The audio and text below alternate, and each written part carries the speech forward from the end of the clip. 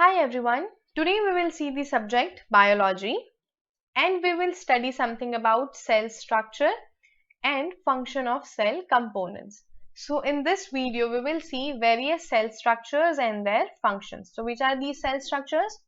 So first is ER, that is endoplasmic reticulum, second is ribosomes, Golgi bodies, vesicles, lysosomes, vacuoles, centrioles and plastids. So we will see something about all these cell structures and their functions. Okay, so let's go.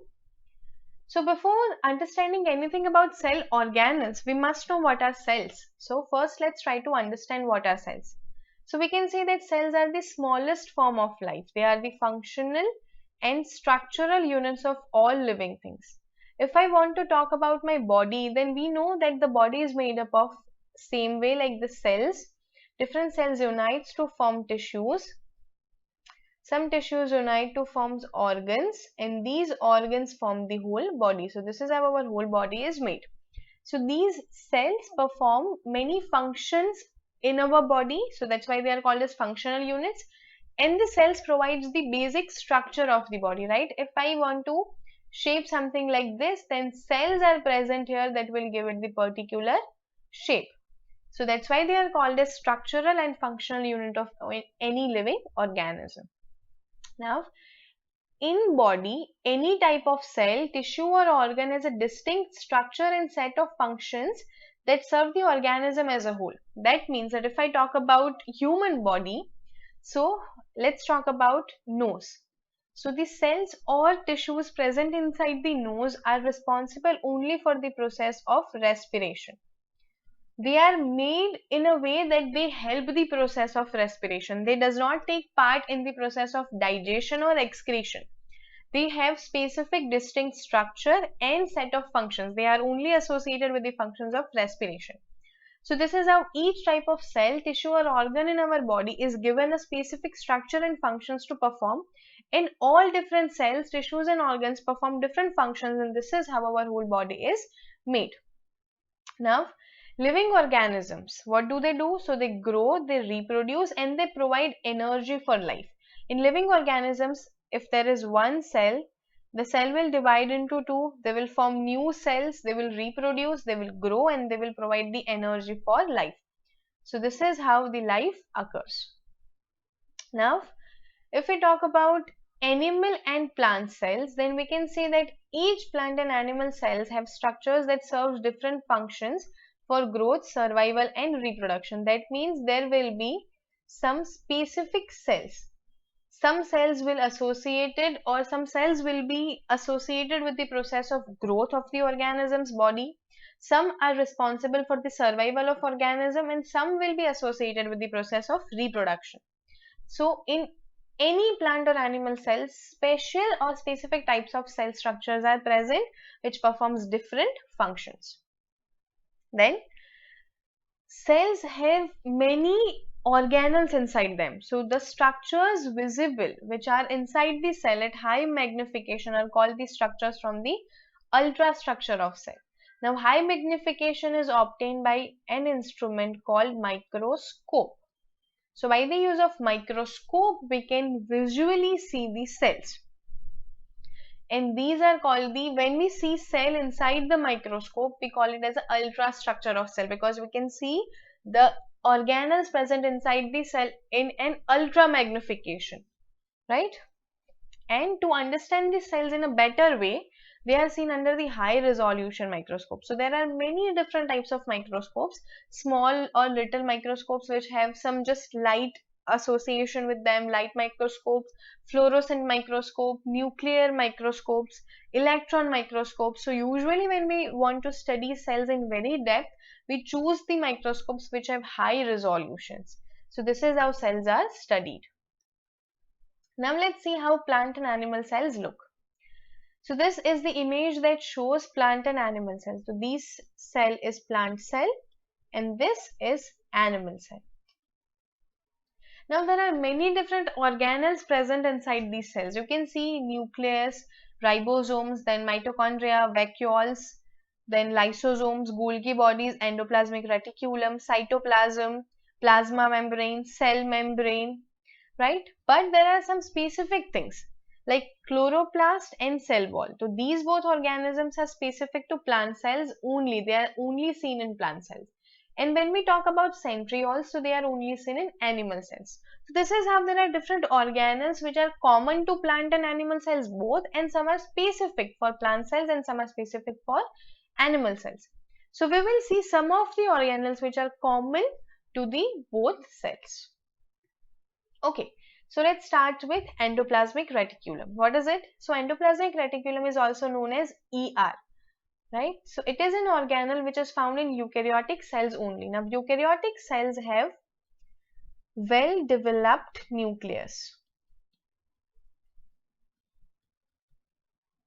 and the prokaryotes or prokaryotic cells have primitive kind of nucleus or no nucleus present.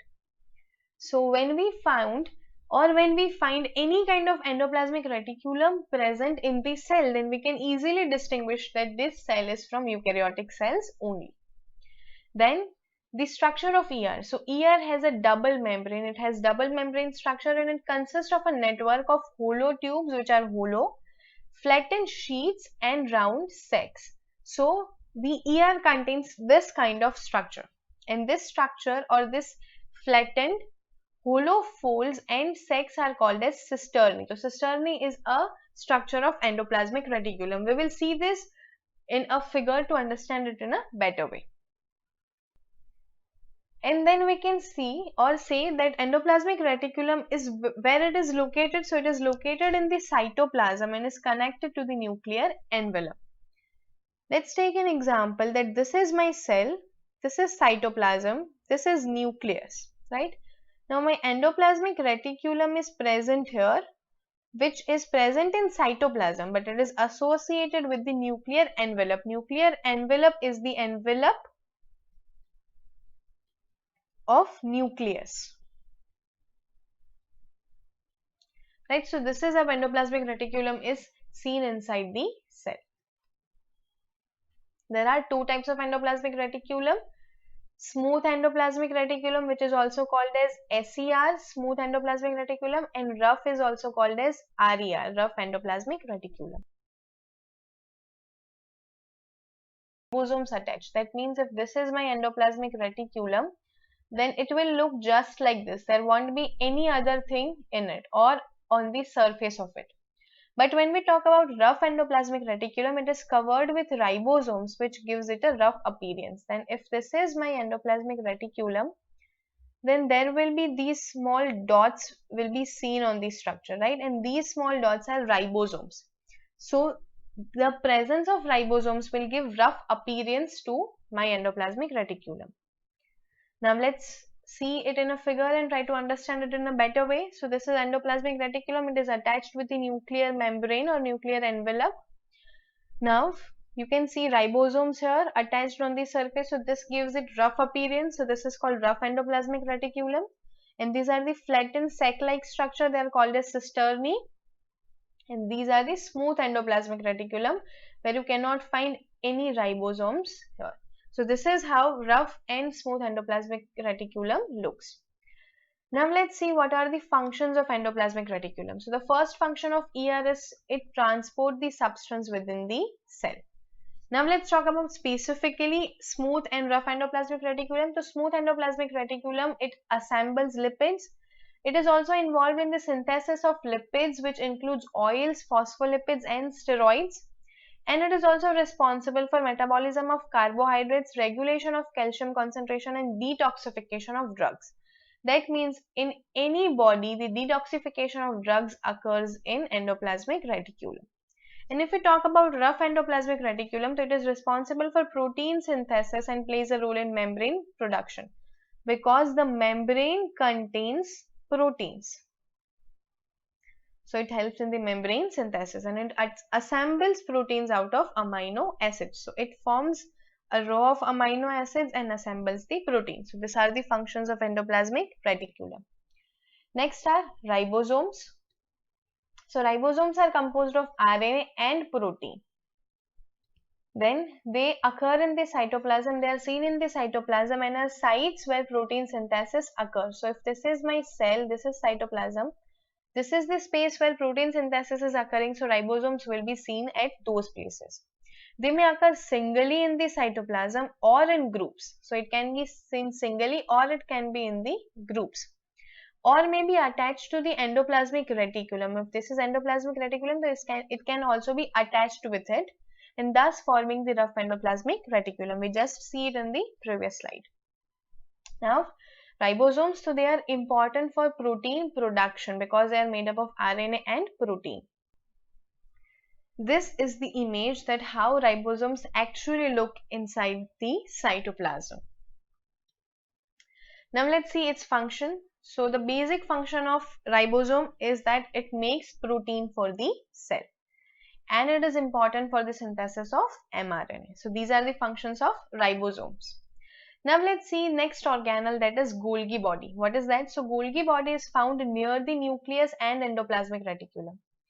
This is my cell, this is cytoplasm, this is nucleus, endoplasmic reticulum is near the nucleus and Golgi body is found near the nucleus and endoplasmic reticulum. It consists of stack of flat membrane bound sacs called cisternae. So cisternae are also found in Golgi body.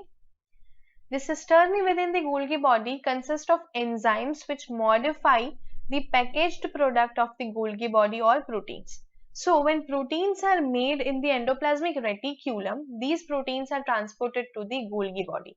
So these Golgi body modify the protein structure and packs it in the sacs. So these are found in the Golgi bodies. So Golgi apparatus looks like this. Now its functions. So the function of Golgi body can be it transports substance to the surface of the cell. Next is it is the sorting organelle of the cell because it sorts things. Proteins are transported from the rough endoplasmic reticulum to Golgi body. Here the Golgi body, in this organelle, proteins are modified and packed into vesicles. So they forms vesicles and proteins are packed into it. And the Golgi body therefore receives proteins made in one location in the cell and transfer these to another location. That means the proteins are made in rough endoplasmic reticulum, they are transported to Golgi body and they transport it to the surface of cell. So this is how it travels or it transfers protein. So for this reason it is called as the post office of the cell. So these are the functions of Golgi body. Now let's see something about vesicles. So what are vesicles? So vesicles are small membrane bound spherical sacs. Spherical means round sac-like structure. They are small membrane bound. They are bound with some membrane which facilitate in metabolism, transport and storage of molecules. So these are the functions of vesicles. Many vesicles are made in Golgi body and the endoplasmic reticulum or are made from the parts of the cell membrane. And then they can be classified according to their contents and functions. So what are the contents inside these vesicles and what are these functions of these vesicles? Depending on that they can be classified. Let's take an example. If we talk about transport vesicle, so the function of transport vesicle is they transport the molecules within the cell. Remember, within the cell, vesicles do not transport molecules outside the cell. So if this is cell and this is vesicle, so it will transport the molecules within or inside the cell. So this is how vesicles function. Next are lysosomes. What are lysosomes? So lysosomes are formed by the Golgi body and they contain powerful digestive enzymes that can potentially digest the cell. So when some cell is aged or some issue has occurred in the cell, then the Golgi body will form the lysosomes and it will contain digestive enzymes. Digestive enzymes, which enzymes will eat the cell itself.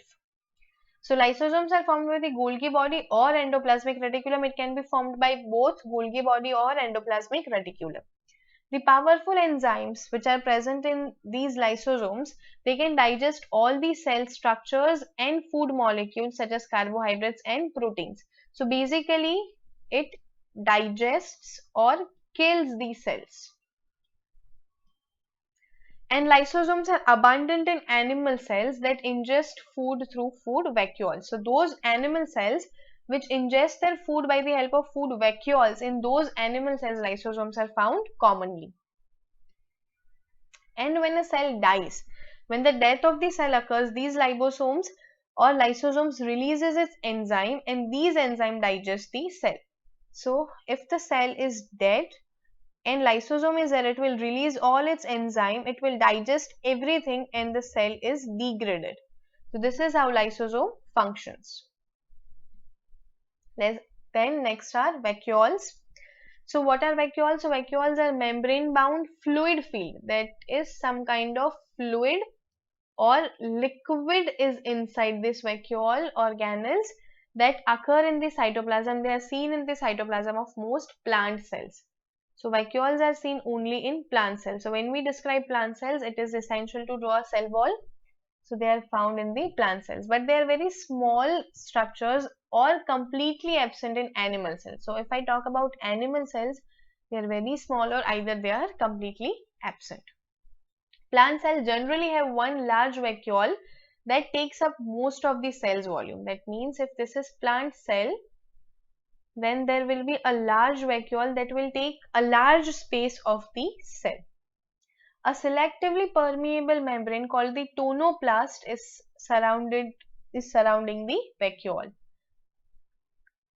And the vacuole contains cell sap, which is a liquid. So sap means a liquid which consists, cell sap consists of what? It consists of water, mineral salts, sugar and amino acids. So these are the fluids which are found in this fluid filled organelles. This is how the vacuoles look. This is the plant cell and takes up the most of the part of the plant cell. The functions of vacuole. So the vacuoles plays an important role in digestion and excretion of cellular waste and storage of water and organic and inorganic substances. Because it contains some fluids inside it, it can do all these functions. It takes in and releases water by osmosis in response to changes in the cytoplasm. So when any change occurs in the cytoplasm, these vacuoles will either take in or release the water by the process of osmosis.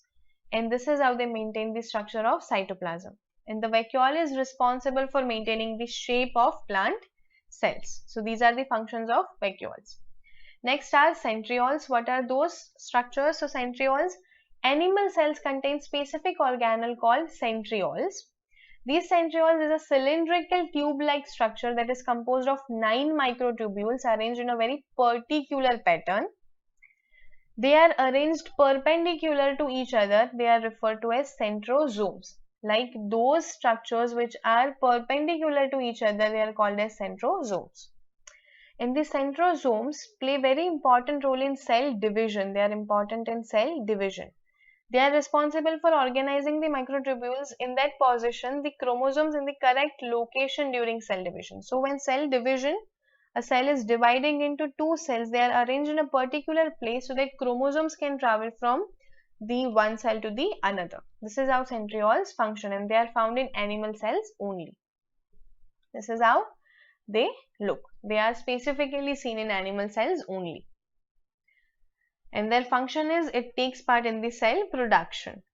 Right? Now, last thing are plastids. What are plastids?